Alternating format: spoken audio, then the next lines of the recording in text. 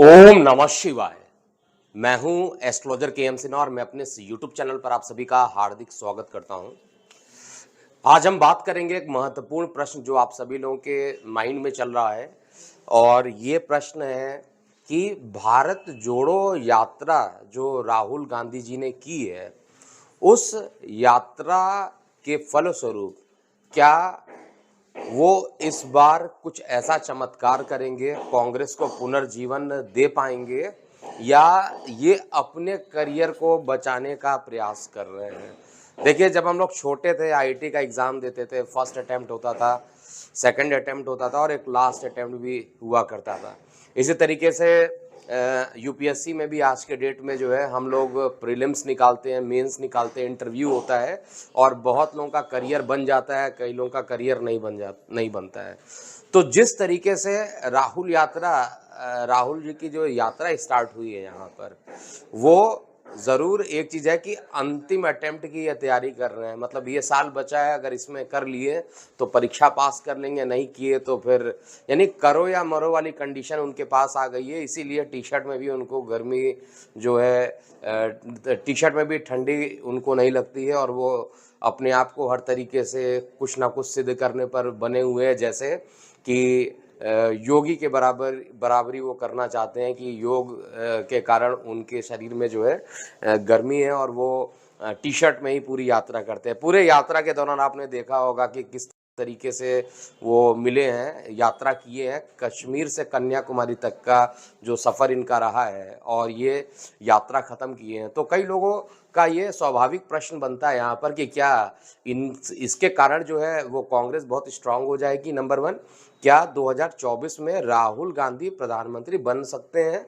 क्या विपक्ष एकजुट होकर कांग्रेस की अगुवाई में चुनाव लड़ेगा?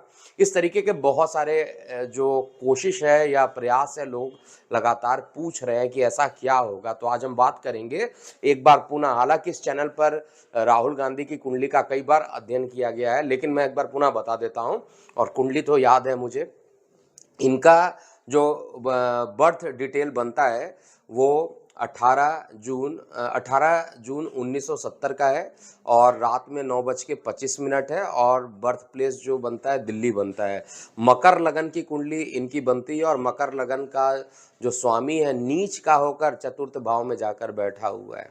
अब लग्नेश अगर नीच भाव का होकर बैठा हो और जनता के स्थान पर बैठा हो और गोचर में भी नीच दृष्टि शनि की पड़ेगी जनता के स्थान पे, तो जनता का सहयोग तो नहीं मिलने वाला है। आप भारत जो जुड़ा नहीं था उसको जोड़ लीजिए, आप चाहिए हाथ मिलाने वाला जो आपका कार्यक्रम है वो कर लीजिए, लेकिन कुंडली में जो है एक जो चेंजिंग आई है अकस्मात, ऐसा लास्ट अटेम्प्ट जो इनका चल रहा है वो ऐसा क्यों चल रहा है उसको भी आप देखिएगा। आप अपनी प्रतिक्रिया कमेंट बॉक्स में लिखिएगा ज़रूर कि एक्चुअली में क्या है, अकस्मात इनके अंदर एनर्जी कैसे आ गई। तो मंगल देवता को तो सभी लोग जानते हैं, मंगल देवता जो है वो एनर्जी के कारक होते हैं, एनर्जी वो प्रदान करते हैं। अब एनर्जी अगर वो प्रदान कर रहे हैं तो दशा भी उनकी चलनी चाहिए कम से कम। तो इनकी जो महादशा है वो अप्रैल 2022 के बाद ये चेंज हो गई है और ये अकस्मात से जो चेंज हुई है, ये मंगल की महादशा प्रारंभ हो गई है, यानी चंद्र से अब मंगल में प्रवेश हुआ है। और अगर देखा जाए तो इनकी कुंडली में सूर्य मंगल जो है वो 6वें भाव में जाकर बैठे हैं। मंगल जहाँ पर सूर्य के साथ बैठ जाता है वहाँ पर कई मामलों में अच्छा परिणाम भी देता है, ये खराब नहीं मैं कहूँगा। इसीलिए मैंने ये गणना की है कि चुनाव से मतलब चुनाव के बाद जो रिजल्ट आएगा, जो भी रिजल्ट आना है, लेकिन उसमें कांग्रेस की सीट पहले से बढ़ेगी, इसमें कोई डाउट नहीं है, ये मैं पहले ही बताया था। और जिस तरीके से ये प्रयास कर रहे हैं इसमें थोड़ी सी सीट इंक्रीज करते हुए ही दिख रही है। हालांकि मैंने पहले भी बताया था और उस समय भी लोग कमेंट बॉक्स में लिख रहे थे कि आप कांग्रेस के पक्ष में बात कर रहे हैं। देखिए, निष्पक्ष होकर मैं बात कर रहा हूँ। यहाँ पर थोड़ी सी सीट ज़रूर बढ़ने वाली है, ये कन्फर्म है, लेकिन इतनी सीट बढ़ जाएगी कि पूर्ण बहुमत मिलेगा ऐसा कुछ नहीं होने वाला है। पूर्ण बहुमत छोड़ दीजिए, ये 2 डिजिट में ही रहने वाले हैं। और दूसरी चीज़ है कि ये पूरा प्रयास भी कर ले, ये कर ले, प्रियंका वाड्रा जी कर ले, सभी लोग मिलकर पूरा प्रयास कर ले, खड़गे जी भी पूरा प्रयास कर ले, लेकिन इनकी कुंडली में प्रधानमंत्री का योग ही नहीं है। देखिए, प्रधानमंत्री का योग कब होता है? जब किसी की कुंडली में दशमेश का जो संबंध होता है सूर्य से हो जाता है।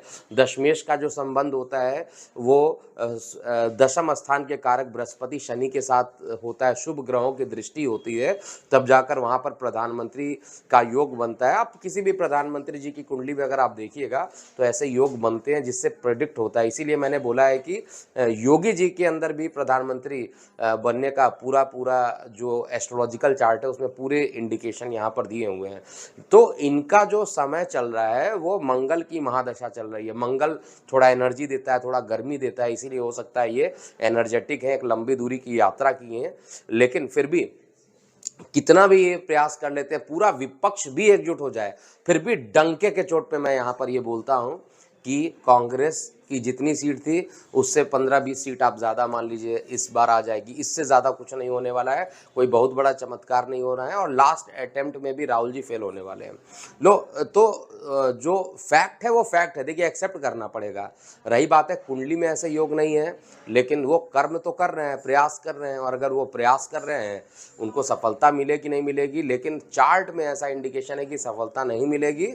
उनको प्रयास करते रहना चाहिए, जितना प्रयास करेंगे इंसान को प्रयास करने से ही आगे बढ़ता है, और जब लास्ट अटेम्प्ट की बात हो तो उस समय ज़्यादा ही आदमी को प्रयास करना चाहिए। फिलहाल इसके रिस्पेक्ट में मानिए मोदी जी का अभी भी जो समय चल रहा है 2029 तक का बहुत पावरफुल समय चल रहा है, और इस पावरफुल समय के कारण जो है मोदी जी और योगी जी दोनों ही इस समय चार्ट जो है, और भारतीय जनता पार्टी की भी जो चार्ट है वो भी बहुत ज़्यादा स्ट्रांग है, क्योंकि केवल व्यक्ति विशेष का की कुंडली का अध्ययन करने से अंतिम निर्णय नहीं पहुंच सकते। आपको पार्टी की स्थापना जब होती है उसका जो चार्ट है उसका भी अध्ययन करना चाहिए। तो सभी का सारांशता ये है कि ये कोई भी यात्रा कर लें, कुछ भी कर लें, इनकी कुंडली में प्रधानमंत्री बनने का योग नहीं है। इसलिए मैं डंके के चोट पे बोल रहा हूँ कि योग नहीं है, और ये चार्ट 100% सही है जो मैं बता रहा हूँ, क्योंकि ये सोर्स से मिला हुआ है और 100% सही चार्ट है।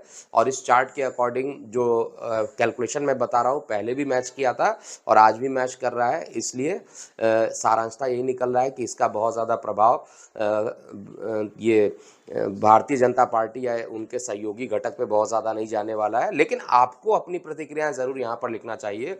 जो लोग सहमत हैं ज़रूर मेरी बातों से कमेंट सेक्शन में लिखिए, जो लोग सहमत नहीं वो भी ज़रूर लिखिएगा। लेकिन मैं ज़रूर आपको बता दूं, यहाँ पर निष्पक्ष होकर भविष्यवाणी कर रहा हूँ। आप यहाँ पर किसी भी तरीके से राजनीतिक दलों से मेरा किसी प्रकार का कोई संबंध नहीं है, डिस्क्लेमर दे देता हूँ। और अपनी प्रतिक्रियाएँ आप निष्पक्ष रूप से लिख सकते हैं। अभी के लिए इतना ही। मैं हूँ एस्ट्रोलॉजर के एम सिन्हा। ओम नमः शिवाय।